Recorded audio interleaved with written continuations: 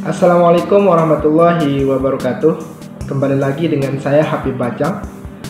Dalam kesempatan kali ini saya akan membahas bagaimana cara membagi harta bersama atau harta gonogini dalam perkawinan. Setelah terjadinya atau berlangsungnya perkawinan, memang ada akibat-akibat atau akibat hukum yang harus diketahui oleh pasangan kedua mempelai atau pasangan antar suami dan istri. Salah satu akibat hukum yang muncul ketika terjadinya perkawinan adalah terkait dengan harta benda itu sendiri. Meskipun yang mendapatkan harta tersebut merupakan salah satu, misalnya suami saja yang bekerja atau sebaliknya, atau mungkin dua-duanya.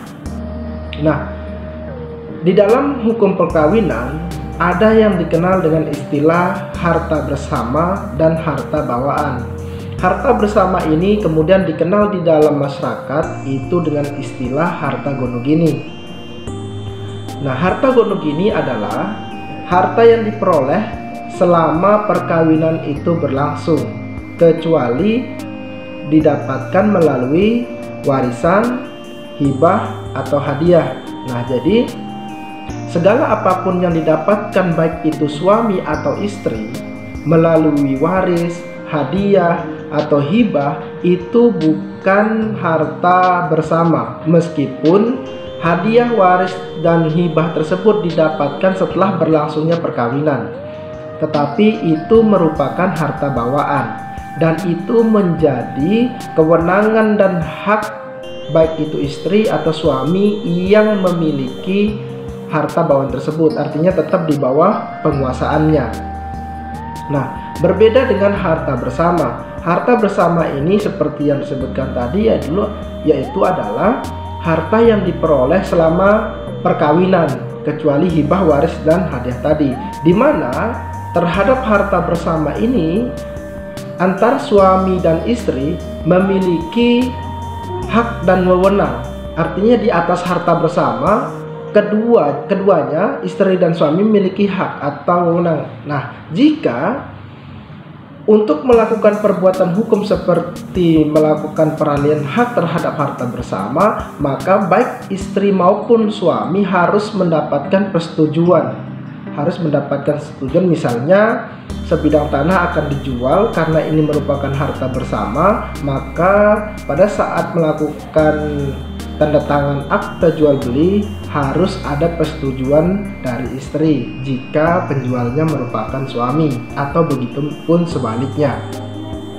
Nah, bagaimana kemudian penghitungan daripada harta bawaan atau harta gonogini? Biasanya atau yang lumrah terjadi bahwa harta gonogini baru dipersoalkan ketika perkawinan itu telah putus karena perceraian.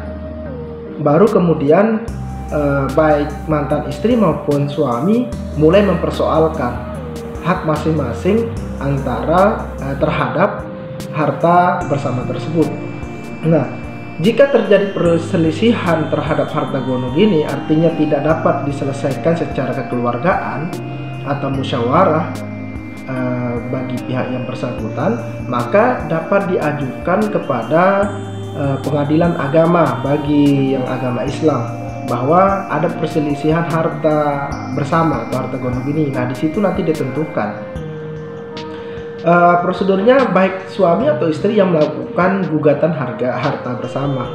Nah, bagian daripada masing-masing suami dan istri terhadap harta bersama tersebut itu 50% atau seperdua atas terhadap 50% atas harta bersama. Misalnya ada kita total 100 juta, maka suami atau mantan suami mendapat 50 juta, istri mendapat atau mantan istri mendapat 50 juta. Nah, ini berdasarkan ketentuan hukum. Namun dalam proses penegakan hukum yang diputus oleh pengadilan agama itu tidak mesti dia harus 50%. Ternyata beberapa kasus bunuh gini pun hakim menentukan lain, artinya ada yang 60% bagi yang kerja, 40% bagi yang tidak kerja, atau 40% buat istri, 60% buat suami. Kalau sebaliknya, bahwa yang dominan kerja menghasilkan harta adalah istri, maka dia akan mendapatkan lebih besar. Namun pada dasarnya menurut hukum yang berlaku bahwa bagian baik mantan suami maupun mantan istri itu adalah 50%, 50%. Nah, jadi begitu harta ini dipersoalkan, harta bersama ini dipersoalkan, maka yang menjadi solusinya adalah bawa ke pengadilan untuk diuji siapa yang berhak terhadap harta bersama tersebut. Tentu secara hukum baik mantan istri dan suami memiliki hak yang sama karena terhadap harta bawaan, karena itu adalah harta yang diperoleh selama perkawinan. Nah, jadi itulah yang membedakan harta bersama dan harta bawaan. Kalau harta bawaan, baik itu harta bawaan istri maupun suami, itu tanpa persetujuan salah satu pihak, tanpa persetujuan dari istri atau suami, baik masih berlangsungnya perkawinan atau putusnya perkawinan tersebut karena perceraian.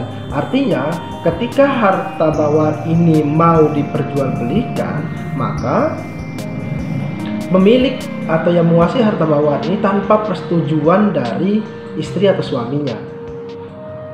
Jadi karena ini adalah dianggap sebagai harta yang dibawa, harta yang didapatkan meskipun sudah perkawinan tadi, tetapi dari hadiah, hibah, dan warisan tadi. Nah, jadi ketika akan diperjualbelikan misalnya, maka tanpa persetujuan daripada suami atau istri, karena langsung di bawah kekuasaan atau kewenangan daripada pemilik harta bawaan itu sendiri.